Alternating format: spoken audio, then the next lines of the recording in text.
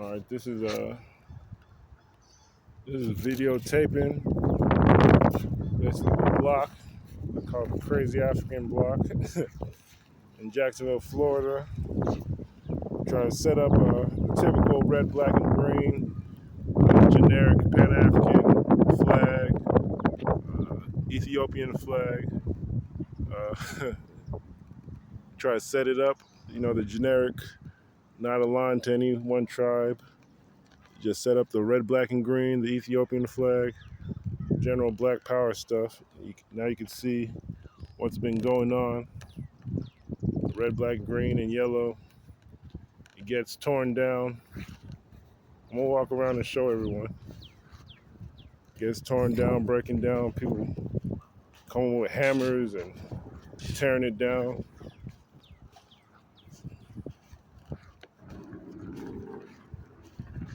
Yep. Over there you see more damage, whole fence blown out. It said, this one was talking about Africa, the fence got blown out. More fence damage.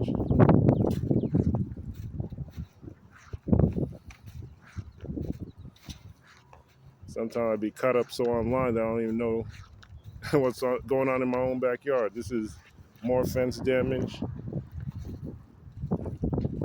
More fence damage.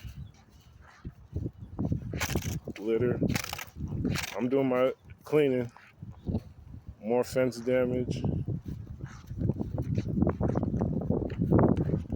More fence damage.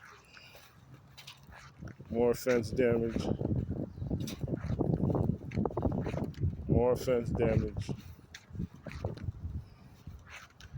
That's our sign.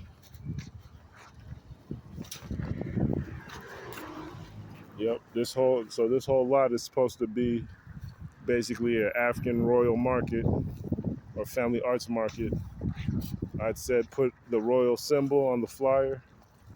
That wasn't enough. But this is what happens when you try, Jacksonville is a hot spot. The Caribbean, Africa, governments coming together, the GULLAHAITI coming together.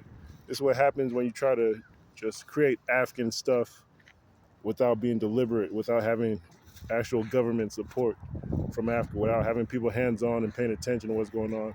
It's not about jumping on social media or Backpage or this website or that website or this app or that app. It's about having concrete relationships, security, government support, because you don't know who did this. Could be anybody. Could be a white person, could be black person, Asian. But this is what happens. Try to set up some Black Wall Street type thing. In a GULLAHAITI Nation hotspot like this, a Caribbean hotspot like this, the key point of connecting America and the Caribbean, Florida, GULLAHAITI. This is where we're at, and this is what's been happening. People tearing down stuff. So I'll move in a certain way where my stuff doesn't get torn down. And I ask the kings, I'm always hard on the kings that we need your open support, open promotion, social media. Let people know that this is what we're doing. And this is why. This is what happens when you don't have the support of African governments, grassroots, kings, villagers. You're just saying Africa this, Africa that, Ethiopia this, Ethiopia that. The KKK will come after you. Or haters, you don't know who. They'll come and tear your stuff down. So that's how I move, with that knowledge.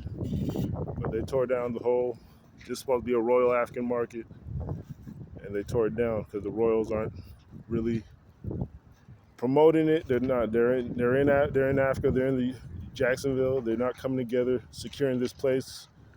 I met some connections where they're going to be on this place more. Florida Avenue, the Chess Foundation. I'm getting more support, getting offline and meeting more people. And this is why, because it has to be secured. It has to be security. Black Panthers, NOI, the churches, everybody has to work together. We're just going to be sitting ducks. It's stupid and it's predictable. So this is what's going on. Again, it tore down. That's the Ethiopia flags, not the Biafra flags. It's not any of the emblems I designed. It's just generic stuff, not connected to any government. They just test you. That's what's going on. Tear down the whole structure is supposed to be a market, and a market connected to African governments. You gotta be more strategic. My man over here got evicted. Police, that's a whole nother story. If things get torn down here, that's what's going on in Jacksonville. And I'm very strategic with who I work with. And I narrowed down my social media drastically because it's not time for all that. So, yep, that's the Jacksonville update.